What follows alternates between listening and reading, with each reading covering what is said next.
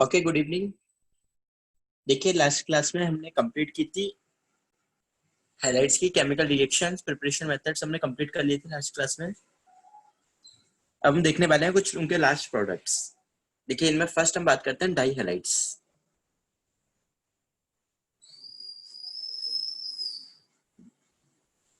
Die highlight का मतलब है दो हेलोजन होंगे। कुछ अलग अलग टर्म्स है इससे रिलेटेड हमारे पास। जैसे एक टर्म है जेमिनल डाई हाइलाइट।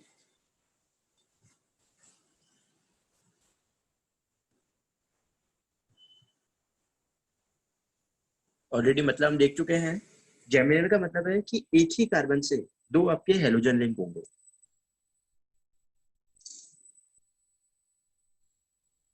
तो ये जेमिनल होगा। एक हमने देखी टर्म विसिनल। विसिनल का मतलब है एडजेसेंट कार्बन से जो लिंक होंगे आपके। ये विसिनल हो गया। इसके अलावा एक होता है हमारे पास टर्मिनल। कई क्वेश्चन आपको मिलेंगे इसमें base terminal dihalide. Terminal dihalide का मतलब है कि जो टर्मिनल वाला कार्बन है, लास्ट कार्बन, जैसे ये वाला, ये टर्मिनल है, लास्ट कार्बन है। ये दोनों ही टर्मिनल हो जाएंगे यहाँ तो, लेकिन जैसे ये दे दे आपको, तो ये टर्मिनल है। यदि दो हेलोजन हम इससे या फिर इससे लिंक कर दे तो टर्मिनल डाई हैलाइड हो जाएगा। और यदि मैं बीच वाले से लिंक कर दूं, जैसे एक तो मैंने ये बना दिया और एक मैंने बना दिया कुछ ऐसा, तो ये तो टर्मिनल है और ये नॉन टर्मिनल है।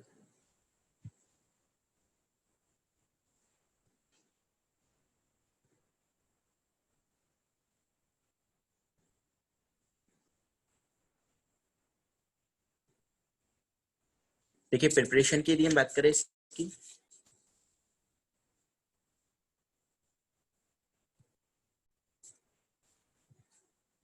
तो आपके पास कोई डिफरेंस नहीं है। टर्मिनोलॉजी है, मतलब ये टर्म्स है अलग अलग, डिफरेंस ऐसा कुछ नहीं है जेमिनल और उसमें। डिफरेंस है केवल टर्मिनल, मतलब इसको हम बोलते हैं टर्मिनल से लिंक है तो इसे जेमिनल बोलते हैं।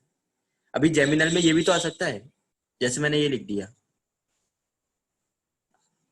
क्या ये एक कार्बन पे आ रहे हैं, नहीं आ रहे दोनों क्लोरीन? तो ये भी जेमिनल तो है, लेकिन क्या ये टर्मिनल बोल सकते हैं इसको हम? नहीं। तो जेमिनल में टर्मिनल भी आ सकते हैं और नॉन टर्मिनल भी आ सकते हैं।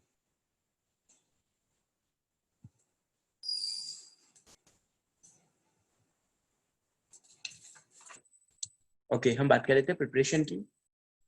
देखिए, काफी सारे मेथड्स हैं जो हम ऑलरेडी देख चुके हैं। जैसे CH2 डबल बॉन्ड CH2, इस पर मैंने Cl2 का एडिशन कराया इन CCl4। CH triple bond CH, 2 मोल HCl का एडिशन कराया मैंने यहाँ पर। देखो प्रोडक्ट क्या क्या आएंगे, तो CH3 C triple bond CH, इसमें भी 2 मोल HCl का एडिशन कराया। देखो फर्स्ट में क्लोरीन ऐड कराना है, एक इस पे ऐड हो जाएगा, एक इस पे ऐड हो जाएगा। तो किस तरह का हैलाइड फॉर्म देगा आपको ये? इससे मुझे मिलेगा विसिनल डाइहैलाइड। क्या मिल जाएगा इससे मुझे? विसिनल डाइहैलाइड। बनाओ सेकंड में क्या आएगा।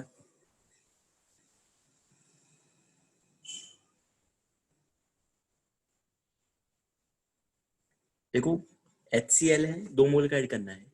तो आपको मैंने बताया था हम दूसरा हेलोजन भी उसी पे ऐड करते हैं, इससे पहला हेलोजन ऐड हो चुका होता है। दूसरा हेलोजन उसी कार्बन पे ऐड किया जाता है जिसपे ऑलरेडी पहला हेलोजन ऐड हो चुका है। तो ये कुछ इस तरह से कन्वर्ट हो जाएगा, मतलब जेमिनल डाइहैलाइड। थर्ड में बनाओ क्या आएगा।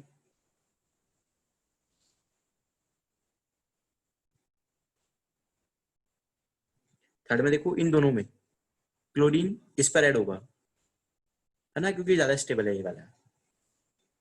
तो थर्ड कुछ इस तरह से आएगा। ये भी जेमिनल आएगा, ये प्रोडक्ट मिलेंगे आपको। मतलब यदि मैं Cl2 का एडिशन करूं तो ये तो मेरे को बेसिनल देगा, और HCl का एडिशन कर दूं तो ये मुझे जेमिनल देगा। ऐसे ही दूसरा मेथड में देखूं,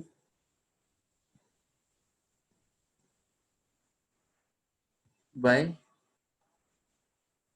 यूज ऑफ PCl5 पेंटाक्लोराइड। देखो आपको जैसे दे दे, आपको याद होगा एक रिएक्शन हमने देखी थी ये वाली, CH3OH। यदि मैं इसके PCl5 से रिएक्शन कराऊं तो ये देता था मुझे CH3Cl, मतलब OH को सब्स्टिट्यूशन Cl ने कर दिया था इसमें। बिल्कुल ऐसे ही यदि मैं ग्लाइकोल ले लेता हूँ और इसकी रिएक्शन में PCl5 के साथ करा दूं, इसकी रिएक्शन यदि मैं PCl5 के साथ करा दूं तो देखो एक तो इसे सब्स्टिट्यूट कर देगा और एक इसे सब्स्टिट्यूट कर देगा, तो ये आ जाएगा मेरे पास, इस तरह से कन्वर्ट हो जाएगा, प्लस PuCl3 प्लस HCl।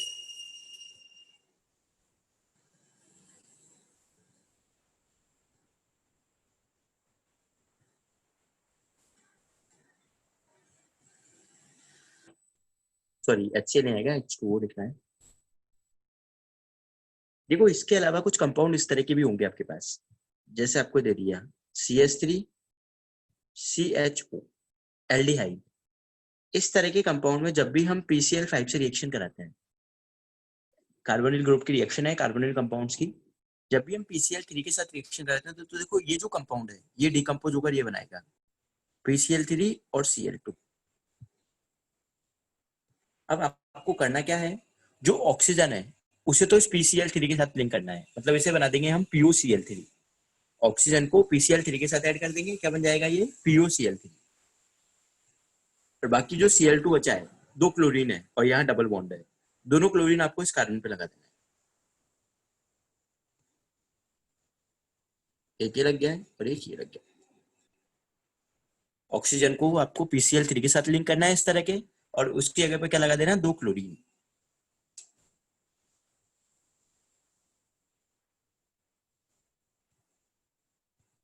ऐसे ही देखो आपको दी जाएगी रिएक्शन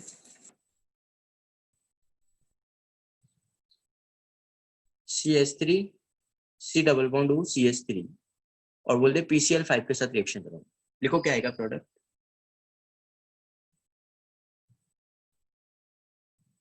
जैसे आपको ये दे दे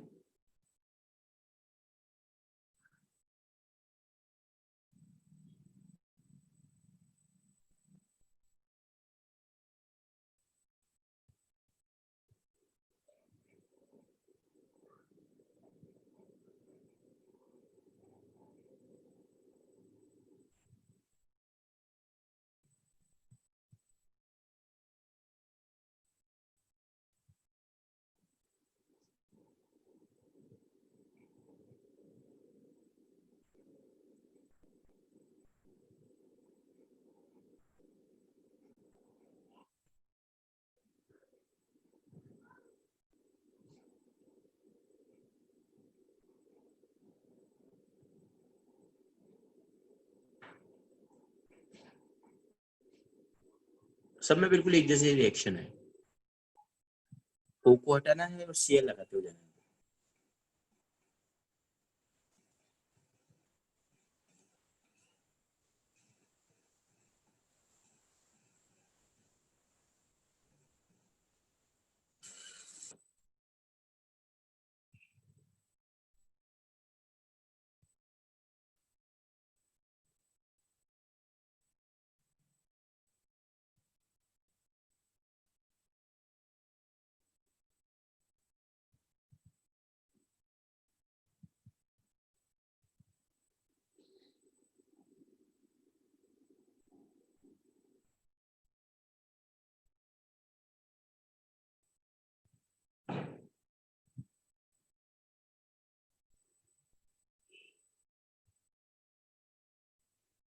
हाँ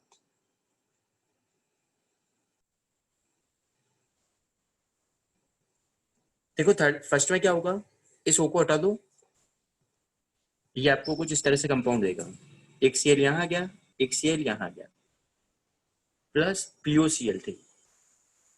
सेकंड में O को हटाओ, एक Cl यहाँ आ गया, एक Cl यहाँ आ गया, प्लस POCl3। नंबर थर्ड में देखो, यहां से ब्रेक कर दो, यहां से ब्रेक कर दो, एक Cl तो इसके साथ लगा दो और एक यहां से लगा दो, 2 मोल CH3COCl और साथ में बच गया आपके पास POCl3।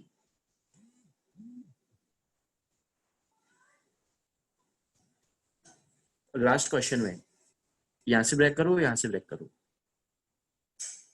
2 मोल तो CH3Cl मिला और POCl3।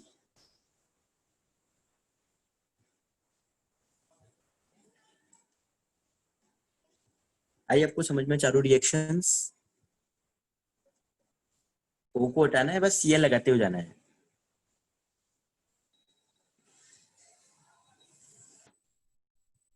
नंबर फोर्थ में ईथर है, यहां से ब्रेक कर दो दोनों साइड से, एक हेलोजन यहां लगा दिया और एक हेलोजन यहां लगा।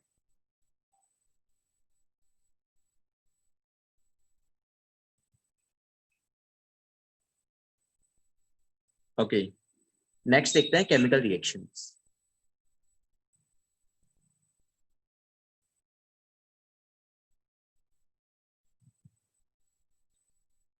Chemical reaction of डाइहैलाइड्स।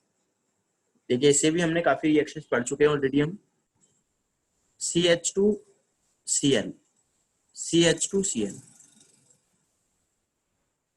Alcoholic KOH और NaNH2। देखिए क्या आएगा प्रोडक्ट। ये रिएक्शन भी हम ऑलरेडी पढ़ चुके हैं पहले ही।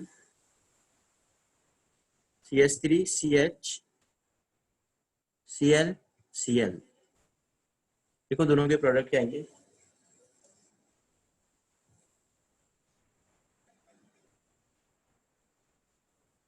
डिहाइड्रोहेलोजिनेशन हमें करना है यहाँ। Alcoholic KOH is used to dehydrohalogenation, HCl removal।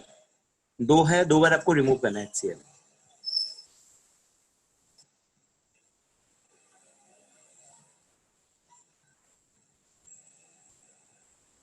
हाँ, दोनों में मुझे मिलेगा इथाइन। देखो यहाँ पर H और इस Cl को हटा दो, H और Cl को हटा दो, तो ये देगा मुझे फॉर्मेशन ऑफ इथाइन। बिल्कुल ऐसे ही नेक्स्ट वाली रिएक्शन है ClH, ClH।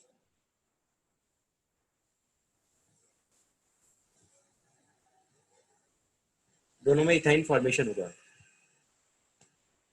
डिहाइड्रोहेलोजिनेशन करना है, HCl रिमूव करना है।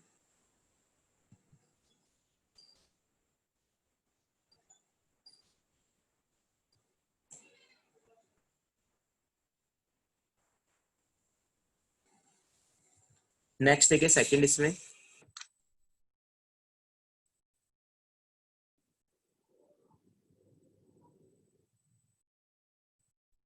Action of zinc.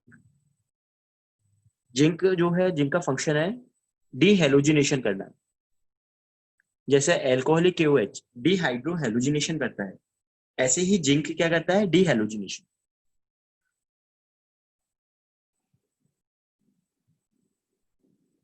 ये दिया है, जिंक के साथ इसे हीट किया जाता है, used to डीहेलोजिनेट।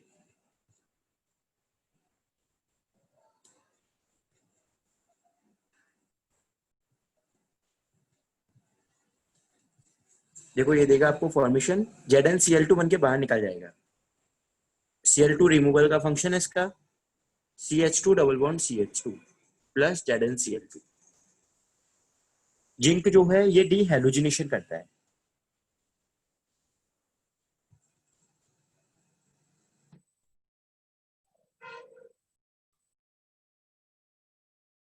Number third, aqueous KOH। OH minus होता है इसमें न्यूक्लियोफाइल, जैसे आपको दे दिया CH2Cl और CH2Cl, एक्वस KOH। दो इक्विवेलेंट ले लो आप यहाँ पर KOH। देखो प्रोडक्ट क्या आएगा,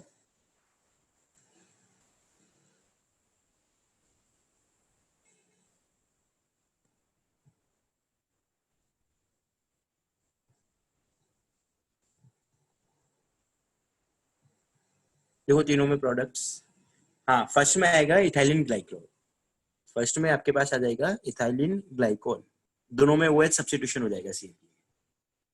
देखो सेकंड और थर्ड के प्रोडक्ट्स,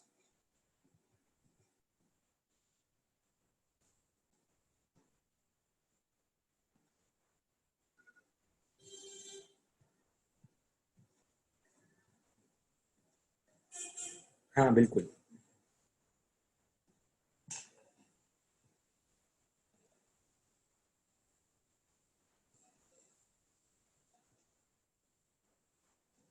सेकंड में आप देखो एक कार्बन पर 2 OH आ जाएंगे आपके पास, ये कुछ ऐसा आ जाएगा, और एक कार्बन पर 2 OH हाईली अनस्टेबल होते हैं और ऐसे केस में डिहाइड्रेशन हो जाता है, तो इसको हम रिमूव कर देंगे। आपका आंसर आ जाएगा ये CH3CHO। सेकंड में आंसर आएगा CH3CHO। और लास्ट में बताओ थर्ड में क्या आएगा? हाँ बिल्कुल सही, थर्ड में आ जाएगा कीटोन या एसीटोन। CH3, सी पर OH आ गया, ऊपर भी एक OH आ गया, डिहाइड्रेशन कर दो OH और H, तो ये आपको दे देगा कीटोन का फॉर्मेशन।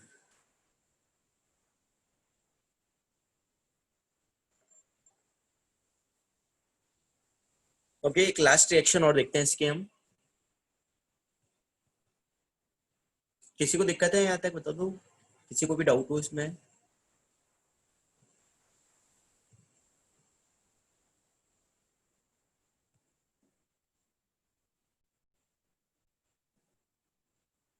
चलिए नंबर 4 देखते हैं फिर।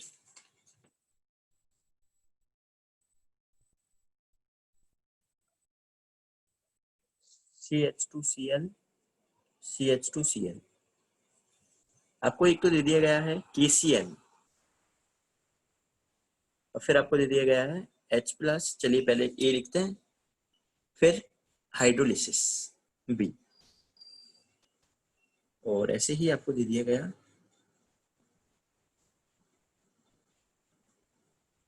KCl and then hydrolysis.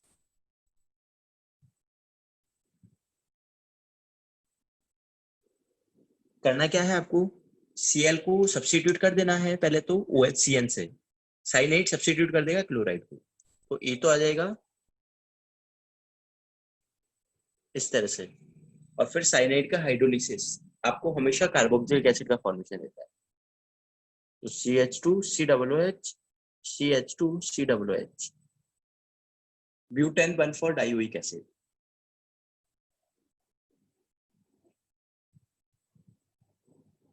Butane 1,4 dioic acid.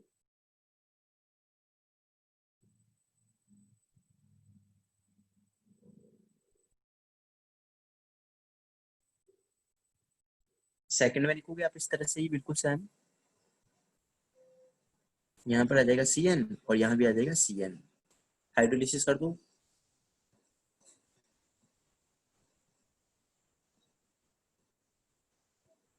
तो ये कुछ इस तरह से आ जाएगा आपके पास 2 methyl prop 1,1 dioic acid, sorry 1,3 dioic acid.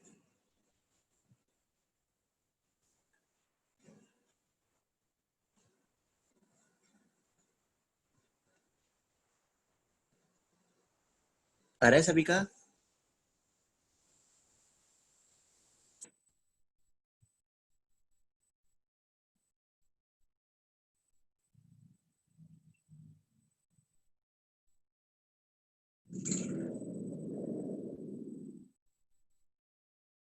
तो ये तो हमारी रिएक्शन हुई डाई हैलाइड्स की। अब हम बात करते हैं ट्राई हैलाइड।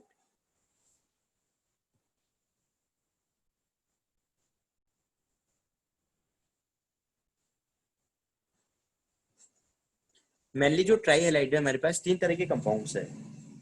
एक तो है आपके पास CHCl3, CHBr3 और CHI3,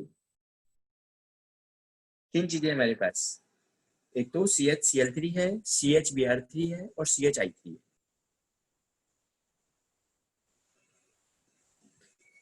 तीन कंपाउंड है। इसे हम नाम देते हैं क्लोरोफॉर्म, इसे हम नाम देते हैं ब्रोमोफॉर्म और इसे हम नाम देते हैं आयोडोफॉर्म।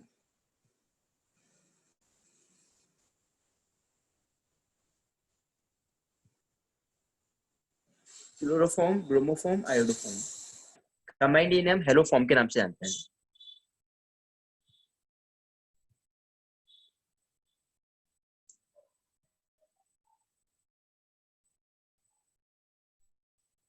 देखिए, आपको जब मॉड्यूल वगैरह सॉल्व करोगे तो इसके एक टेस्ट आपको मिलेगा। वो टेस्ट मैकेनिज्म अभी हम बात नहीं कर रहे हैं उसकी, केवल मैं आपको बस ये एक आइडेंटिफिकेशन ग्रुप बता रहा हूँ यहाँ पर।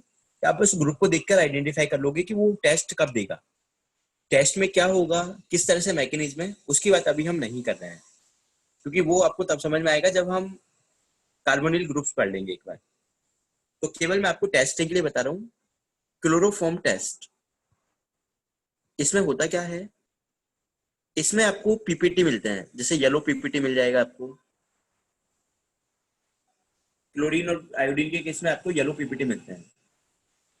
तो येलो पीपीटी मुझे मिलता है बेसिकली क्लोरोफॉर्म टेस्ट, या फिर इसे हेलोफॉर्म टेस्ट बोल देते हैं क्लोरोफॉर्म की जगह। यदि आपको ये टेस्ट चेक करना है तो आपके ग्रुप, जो भी ग्रुप हमारे पास है, उसमें इसका प्रेजेंस होना चाहिए। यदि ये वाला ग्रुप मेरे पास अवेलेबल है तो वो कंपाउंड आपका हेलोफॉर्म टेस्ट दे पाएगा। इसकी जगह पर ये भी हो सकता है।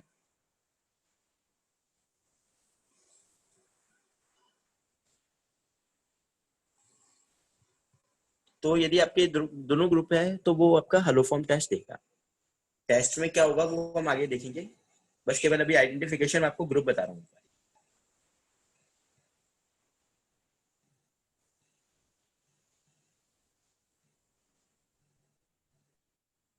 तो देखो, हमारे पास ट्राई हैलाइड्स में 3 हैलाइड्स है, एक तो क्लोरोफॉर्म, एक ब्रोमोफॉर्म और एक आयोडोफॉर्म।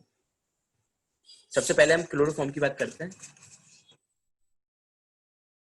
नंबर फर्स्ट, CHCl3, इससे हम बोल रहे हैं chloroform. It is a sticky sweet smelling liquid.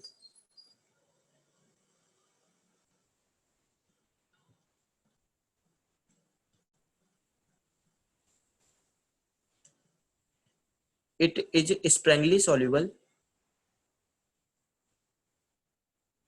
in water but highly soluble in alcohol and ether.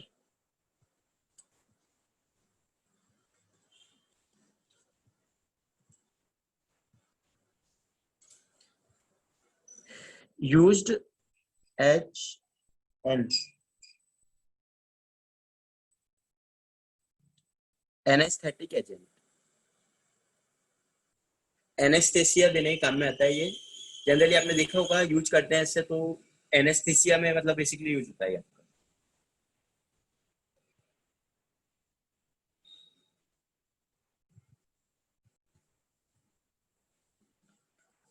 देखो, इसके देखते हैं मेथड ऑफ प्रिपरेशन।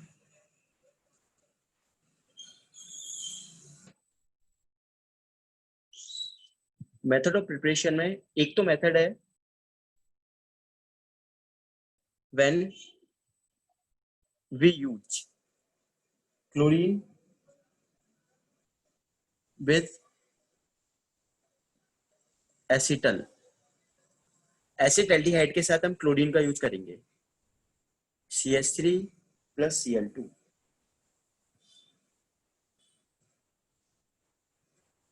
तो देखो यहाँ पर क्या होगा, ये जो कार्बन के साथ हाइड्रोजन है ये आपके अल्फा हाइड्रोजन है।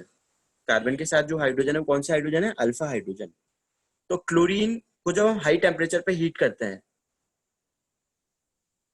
तो यहाँ से जो भी हाइड्रोजन है वो सब्स्टिट्यूट हो जाते हैं इस क्लोरीन से। अल्फा हाइड्रोजन से आपके ये अल्फा हाइड्रोजन का सब्स्टिट्यूशन हम ऑलरेडी देख चुके हैं, सनलाइट और हाई टेम्परेचर में रिएक्शंस होती है।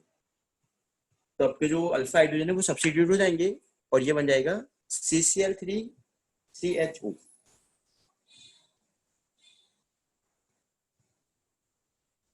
इस कंपाउंड का नाम है क्लोरल।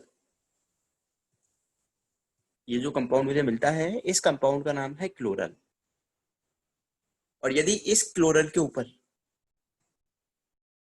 हम लाइम वाटर पास करें, इस क्लोरल के ऊपर यदि लाइम वाटर पास किया जाता है तो ये देता है फॉर्मेशन ऑफ क्लोरोफॉर्म। तो ये आपका क्लोरोफॉर्म का प्रिपरेशन मेथड है। सबसे पहले एसिटाल्डिहाइड पर हम क्लोरीन गैस पास करते हैं जिसे क्लोरल मिलता है मुझे CCl3CHO। हाई टेम्परेचर पर रिएक्शन है तो अल्फा हाइड्रोजन सब्स्टिट्यूट हो जाता है और इस क्लोरल पे जब लाइम वाटर पास किया जाता है तो ये आपका क्लोरोफॉर्म में कन्वर्ट हो जाता है।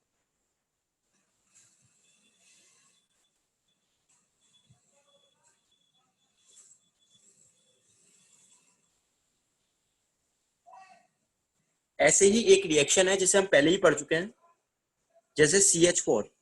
यदि मैं यहाँ 3 मोल Cl2 सनलाइट में यूज कर लूँ 3 मोल, तो इसका मतलब 3 हाइड्रोजन सब्स्टिट्यूट हो जाएंगे और ये भी क्या देगा मुझे, फॉर्मेशन ऑफ क्लोरोफॉर्म।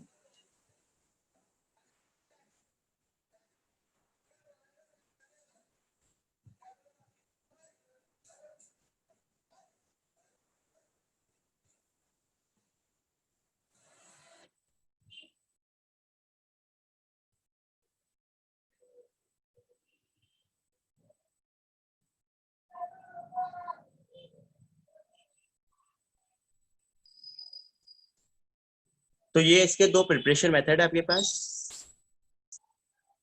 एक तो क्लोरल पर लाइम वाटर पास करेंगे हम, और एक मीथेन का क्लोरीनेशन 3 मोल्स के साथ।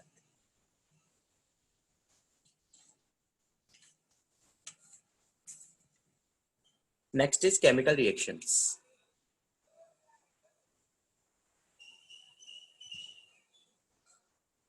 नेक्स्ट हम बात करते हैं केमिकल रिएक्शन की।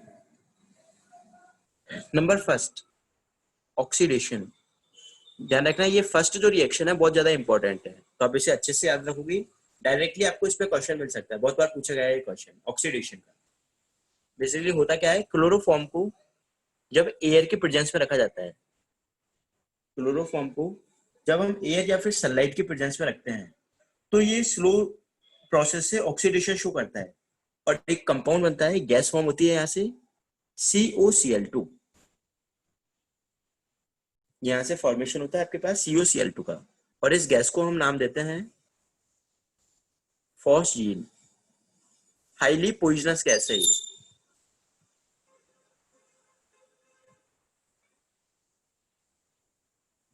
देखो इसका बहुत सारे एग्जांपल्स है, जैसे आपने देखा होगा कई बार बहुत सारी मूवीज वगैरह में भी दिखाते हैं, क्लोरोफॉर्म को स्मेल करने पर कई बार एक्सेसिव क्लोरोफॉर्म स्मेल कर दिया जाता है, जिससे जिसके ऊपर उसे यूज किया गया है उसकी डेथ हो जाती है। तो उसका रीजन यही है, हमारी बॉडी की ऑक्सीजन के कांटेक्ट में आ जाता है ये।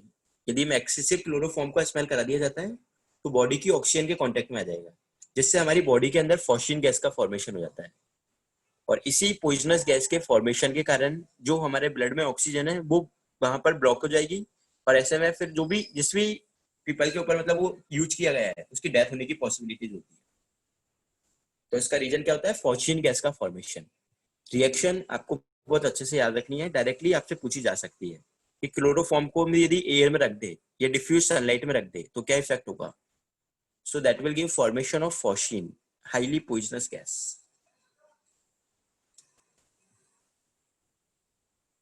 CO, CO है ये।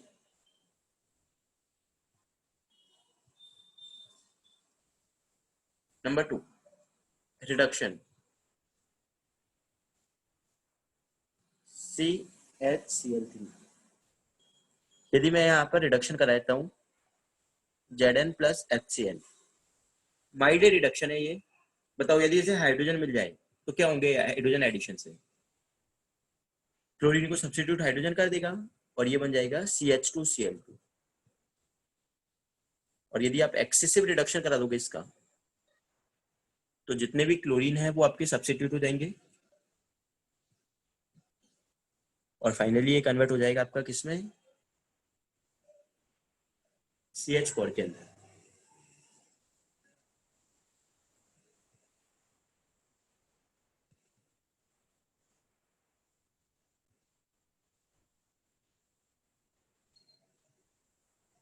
आई सभी को दोनों रिएक्शन समझ में? बताइए किसी को भी डाउट इन दोनों रिएक्शंस में?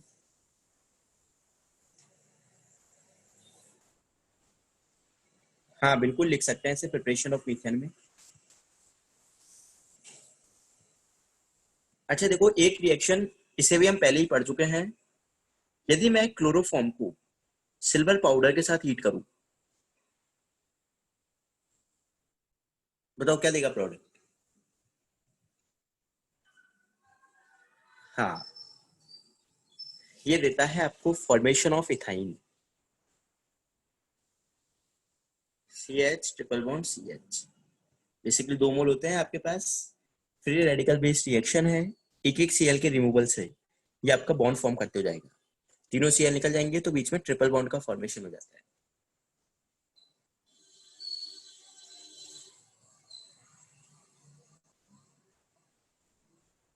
और लास्ट रिएक्शन हम देखते हैं इसकी,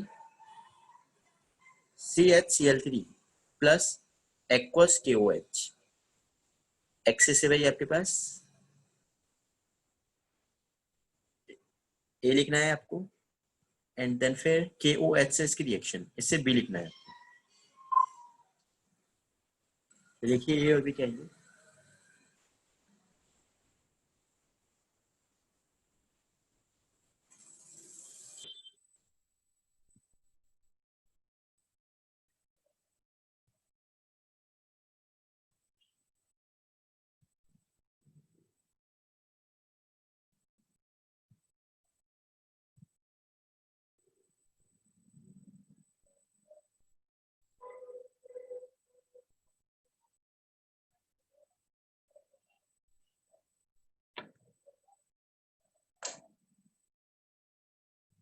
बताओ क्या रहा है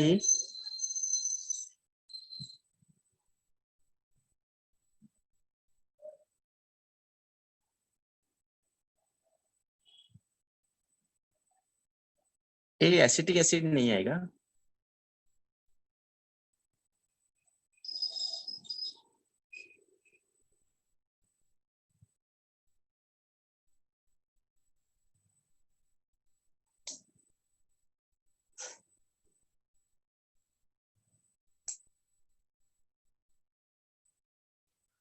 ए आपके पास आएगा फॉर्मिक एसिड। ए जो है, ए बनेगा आपके पास फॉर्मिक एसिड। जितने भी क्लोरीन है उन्हें आप OH से सब्स्टिट्यूट कर दो और फिर डिहाइड्रेशन करो। देखो एक हाइड्रोजन तो पहले ही है। हाँ, CH2Cl2 सिल्वर पाउडर के साथ इथिन देता है बिल्कुल।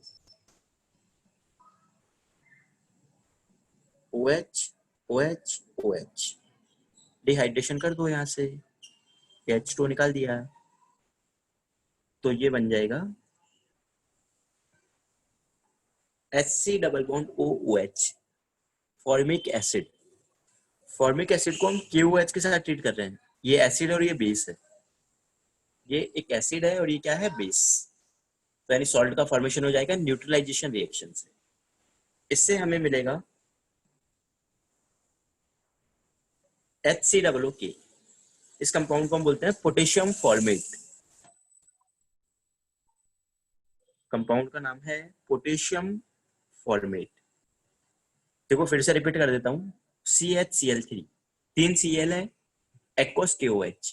तो KOH में जो OH है वो तीनों क्लोरीन को सब्स्टिट्यूट कर देगा, तो 3 OH आ जाएंगे। तो पहला OH ये रहा, सेकंड ये रहा और थर्ड ये रहा। आपको डिहाइड्रेशन करना है तो H2 निकाल दो यहाँ से, OH ये रहा और H ये रहा, तो ये बच गया HC, यहाँ डबल बॉन्ड हुआ गया और ये OH, फॉर्मिक एसिड बन गया। ये एसिड है और ये बेस है। एसिड और बेस के बीच में आपको न्यूट्रलाइजेशन रिएक्शन करा देनी है जिससे सॉल्ट का फॉर्मेशन हो जाएगा। तो सॉल्ट बन जाएगा HCOO।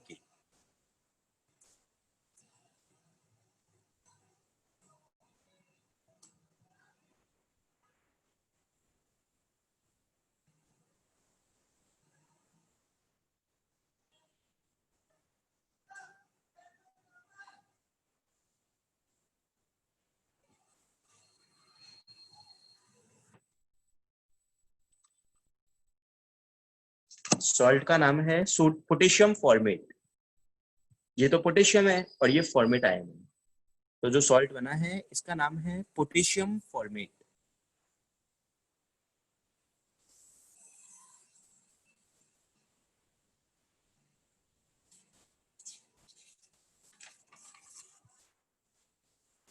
तो देखिए 3 कंपाउंड है हमारे पास, CHCl3, CHBr3 और CHI3। यदि फिजिकल स्टेट की हम बात करें तीनों की,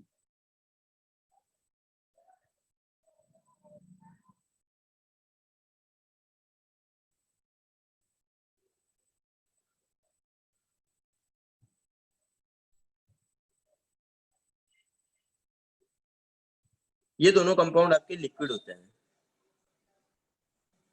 और ये कंपाउंड आपका एक येलो सॉलिड होता है।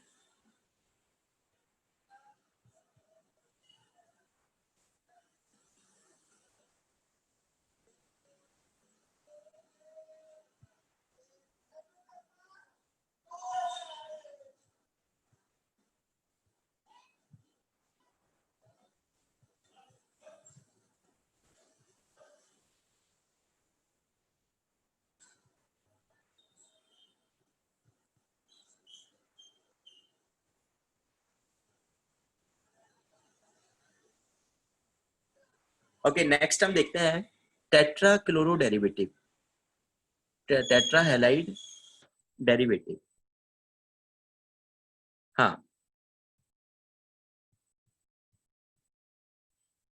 CHI3 बल्कि होता है, वंडरवल फोर्सेस स्ट्रॉन्गर होते हैं इसमें।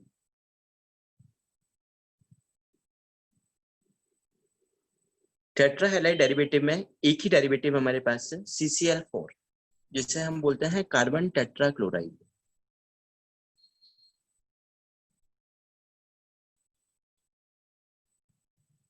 CCl4 की यदि हम स्ट्रक्चर की बात करें तो कुछ इस तरह का स्ट्रक्चर होता है इसका,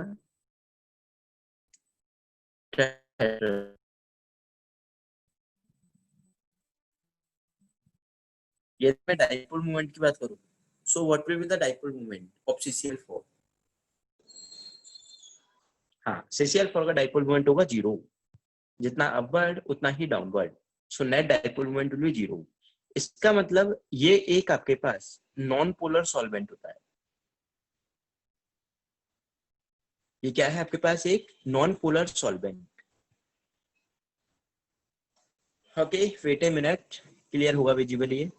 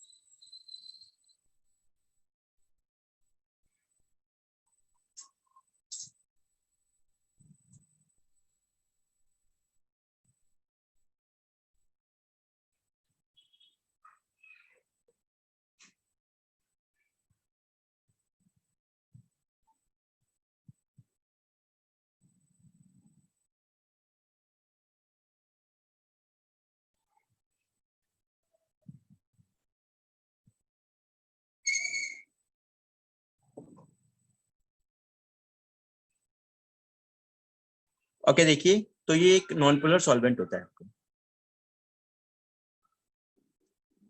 यदि हम बात करें इसके प्रिपरेशन की, CH4, इसका यदि मैं Cl2 लेता हूँ फॉर्मोल्स इन प्रेजेंस ऑफ सनलाइट, यदि 4 मोल Cl2 ले लिया जाए तो चारों हाइड्रोजन सब्स्टिट्यूट हो जाते हैं आपके, और ये मुझे देगा formation of CCl4, carbon tetrachloride का फॉर्मेशन ऐसे मुझे मिलेगा। तो ये इसका प्रिपरेशन मेथड है आपके पास। केमिकल रिएक्शंस की यदि हम बात करें,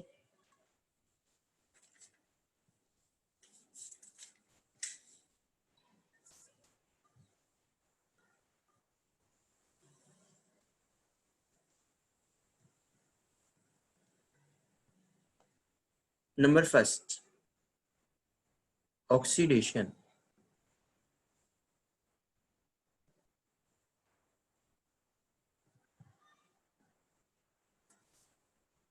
विद स्टीम। यदि कार्बन टेट्राक्लोराइड पे हम पास करते हैं स्टीम, तो ऐसे केस में ये आपको फॉर्मेशन देता है COCl2 का, मतलब यहां से गैस रिलीज होगी फॉस्फीन प्लस HCl। तो ये भी फॉस्फीन फॉर्मेशन देता है आपको स्टीम पास करने पर। सेकंड है रिडक्शन। चलिए आप खुद ही बताइए, CCl4 का यदि मैं रिडक्शन करा दूं, क्या बनेगा प्रोडक्ट? माइल्ड रिडक्शन है, not excessive reduction. Mild reduction हम करा रहे हैं केवल 2 हाइड्रोजन एटम से।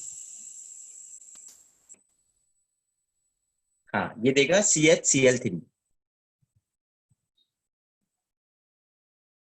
It give formation of chloroform CHCl3। एक क्लोरीन सब्स्टिट्यूट हो जाता है mild reduction.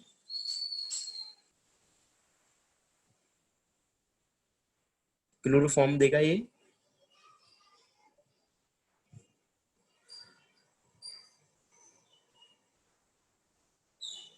Number third, hydrolysis. CCl4 को मैं यदि पास करूं एक्वस KOH के साथ A, और इसे यदि मैं फिर से KOH से रिएक्शन करा दूं तो B, बताओ क्या बनेगा? A और B।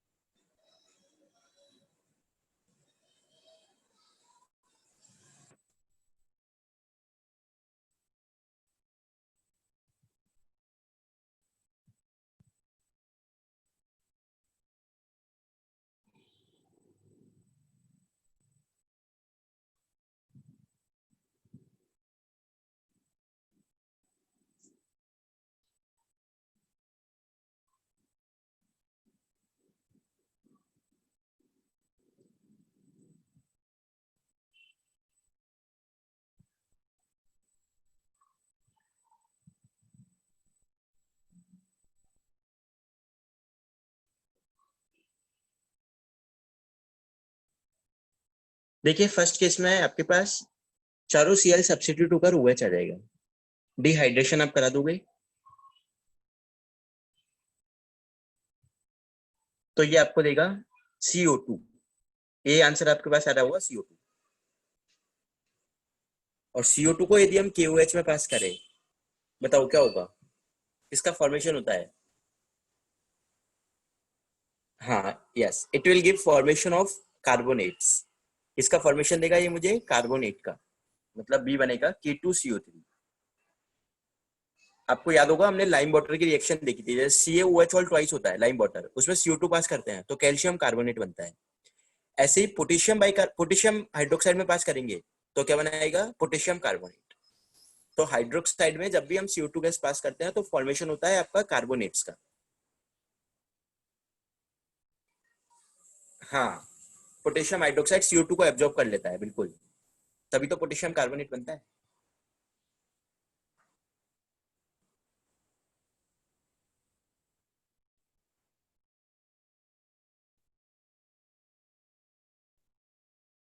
तो ये हमारे पास कुछ रिएक्शन थी कार्बन टेट्राक्लोराइड की। इसके अलावा थोड़ी और रिएक्शन हमारे पास एक दो। एक कंपाउंड हमने देखा CH2 double bond CHCl। Compound का नाम है विनाइल क्लोराइड। जो इसके प्रिपरेशन की यदि हम बात करें, जैसे आपको दे दिया गया CH2 double bond CH2, sorry CH3, इसमें मुझे HCl का एडिशन कराना है।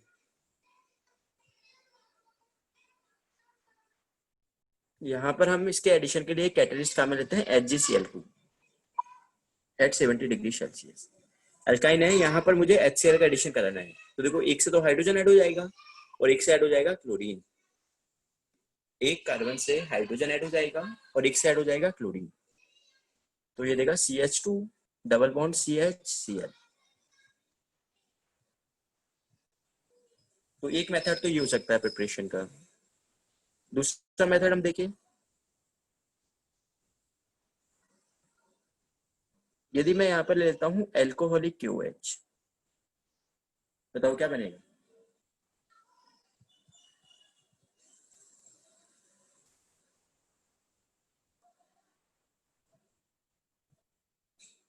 डिहाइड्रो हेलोजिनेशन कराना है हमें। देखो ये बनाएगा Cl यहाँ से हट गया और H यहाँ से गया, CH2 double bond CH Cl। अब डायरेक्ट हम एल्कोहलिक QH से इसे रिमूव नहीं कर सकते हैं। क्यों रिमूव नहीं कर सकते हैं? क्योंकि पार्शियली डबल बॉन्ड कैरेक्टर है यहाँ पर। तो इसके लिए हमें थोड़ा एक स्ट्रॉन्गर बेस की रिक्वायरमेंट होती है जो उससे भी ज्यादा स्ट्रॉन्ग हो। और फर्दर यदि हमें डिहाइड्रो हेलोजिनेशन करना है तो क्या काम में लेंगे हम? हाँ, इसमें हम काम में लेते हैं सोडामाइड। आपके एनसीईआरटी की रिएक्शन है ये, 11th क्लास में भी थी। सोडामाइड के प्रेजेंस में हीट करते हैं फर्दर इसे, यदि आपको फिर से डिहाइड्रो हेलोजिनेशन करना है, क्योंकि सोडामाइड स्ट्रॉन्गर बेस होता है आपके पास, इससे भी ज्यादा स्ट्रॉन्ग है वो। पार्शियली डबल बॉन्ड कैरेक्टर के कारण Cl आसानी से रिमूव नहीं हो पाता है।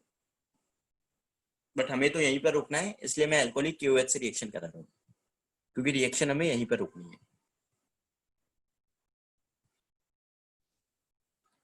यदि हम प्रॉपर्टीज की बात करें तो देखिए ये जो कंपाउंड है आपका, हेलोजन इजीली यहां से रिमूवेबल नहीं होता है क्योंकि पार्शियली डबल बॉन्ड रखेगा और रेजोनेंस स्टेबलाइज्ड है। इसीलिए ये कंपाउंड AgNO3 के साथ डायरेक्टली रिएक्शन शो नहीं करता है। SN1 और SN2 रिएक्शंस भी हम आसानी से नहीं शो कर सकते हैं ऐसे, क्योंकि जो क्लोरीन है वो आसानी से लिविंग ग्रुप की तरह बिहेव नहीं कर पाता है पार्शियली डबल बॉन्ड कैरेक्टर के कारण।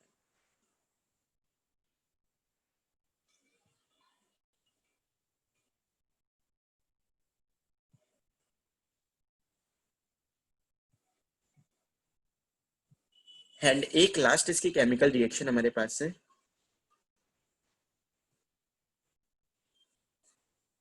CH2 double bond Cl।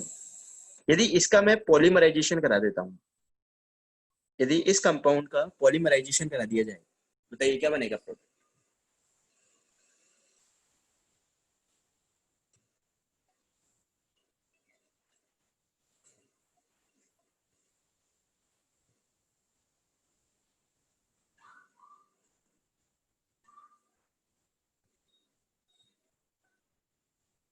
नहीं, पॉलीइथाइन थोड़ी देगा बेटा, इथाइन थोड़ी है।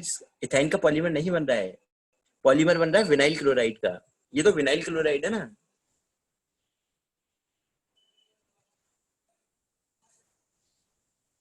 विनाइल क्लोराइड का पॉलीमर है, और विनाइल क्लोराइड के पॉलीमर को हम बोलेंगे PVC, पॉली विनाइल क्लोराइड।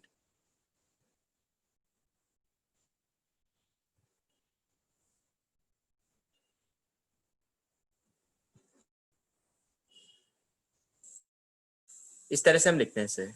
ये क्या है आपका? PVC,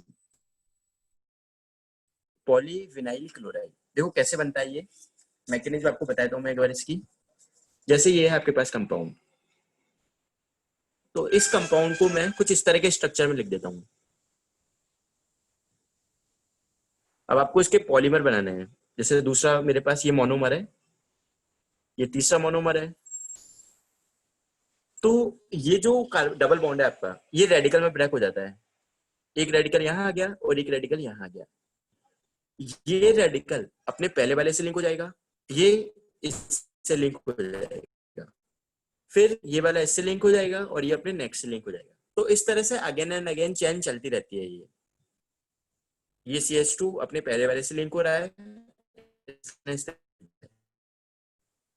और ये जो कंपाउंड है ये फिर से रिपीट होता जाएगा, यानी इन मोनोमेरिक यूनिट का रिपीटेशन होता है, जिससे आपके पास polymerization process, the repetition of monomers to form a macromolecule having large molecular mass, that is known as polymer। और इस प्रोसेस को नाम जाता है पॉलीमराइजेशन प्रोसेस। कंपाउंड आपका है पॉलीविनाइल क्लोराइड, PVC।